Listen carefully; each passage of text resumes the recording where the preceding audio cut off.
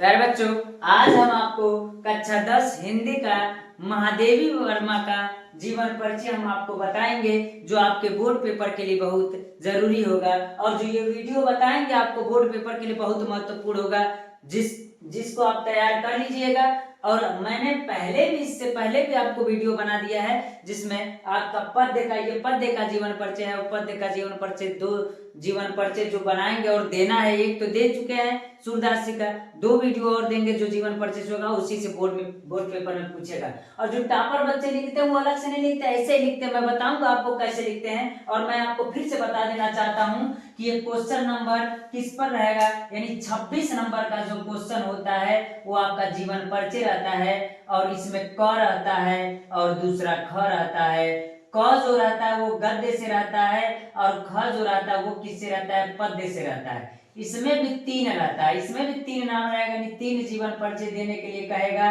3 लेखकों का नाम दिया रहेगा, यानी कवियों का नाम दिया होगा। इसमें कवि का नहीं, लेखक का नाम दिया होगा। और इसमें किसका दिया होगा, कवि का नाम दिया होगा। इन तीनों में से किसी एक का जीवन परिचय लिखना होगा, जिससे आपको 5 नंबर मिलेंगे प्यारे बच्चों। इसलिए मैं आपको आज महादेवी वर्मा का जीवन परिचय मैं क्या करूंगा, बताऊंगा। और मैंने पहले भी बता रखा और आज भी बता दूंगा आपको कि जो संक्षिप्त परिचय होता है आपका बहुत महत्वपूर्ण होता है। कोई भी एग्जामिनर जो कॉपी चेक करता है तो पूरा आपका जीवन परिचय नहीं देखता है, उसके पास इतना समय नहीं रहता है। केवल संक्षिप्त परिचय देख करके वो आपको जीवन परिचय को क्या कर सकता है, चेक कर सकता है और आपको नंबर दे सकता है। इसलिए आपका संक्षिप्त परिचय जो होगा वो बहुत महत्वपूर्ण होता है। अगर हम कहें कि संक्षिप्त परिचय में क्या लिखा जाएगा, तो सबसे पहले नाम लिखा जाता है। और नाम किसका लिखा जाता है, जिसका जीवन परिचय लिख रहे हैं उसका नाम लिखा जाता है। तो नाम क्या है, महादेवी वर्मा। यानी किसका लिख रहे हैं, तो महादेवी वर्मा का हम लिख रहे हैं, तो कहेंगे महादेवी वर्मा। और कहेंगे कि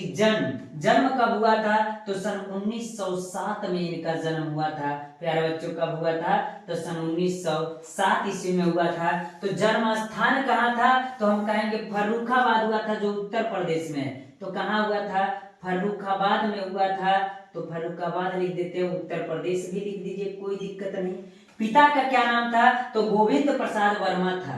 क्या था, पिता का नाम गोविंद प्रसाद वर्मा था। तो हम गोविंद प्रसाद वर्मा लिख देंगे। और मैंने पहले ही बता रखा, ये जरूरी है। और मैं आपको फिर से बता दूं कि जो हम रेड कलर से लिखे हो, आप रेड कलर से नहीं लिखेंगे, आप 2 प्रकार का पेन ले जाएंगे। जितना भी रेड कलर से लिखे उसको ब्लैक कलर से लिखिएगा, बाकी ब्लू कलर से लिखिएगा। माता का नाम क्या था, तो माता का नाम हेमरानी देवी था।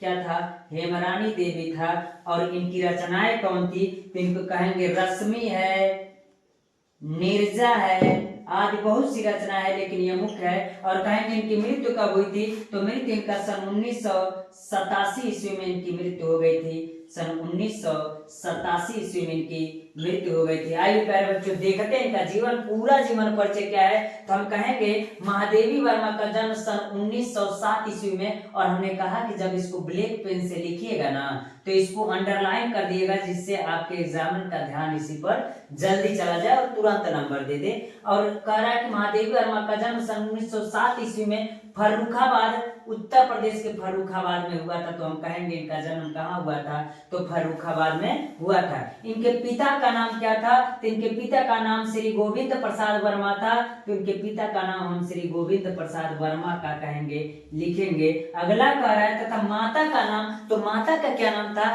तो माता का नाम हेमरानी देवी था। और हेमरानी देवी था, तो हेमरानी देवी को भी अंडरलाइन कर दीजिए और ब्लैक पेन से लिख दीजिएगा, जिससे वो दिखे। महादेवी वर्मा के पिताजी एक विद्यालय में प्रधानाचार्य थे। यानी जो महादेवी वर्मा थे उनके पिताजी जो थे वो एक विद्यालय में प्रधानाचार्य थे। तथा इनके जो नाना थे ब्रज भाषा के कवि थे, और इनके नाना ब्रज भाषा के कवि थे।